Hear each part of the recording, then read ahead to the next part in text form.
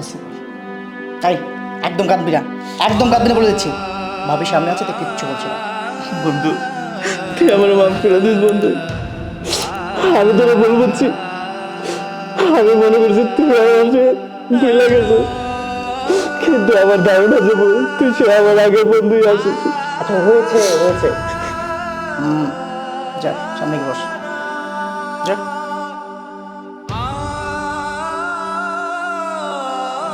আচ্ছা ভাবি, এবার বলুন সমস্যাটা কি? আসলে আমার বউর অনেকদিন ধরে ক্যান্সার, কোনো জায়গায় ভালো চিকিৎসা পাইতেছি না।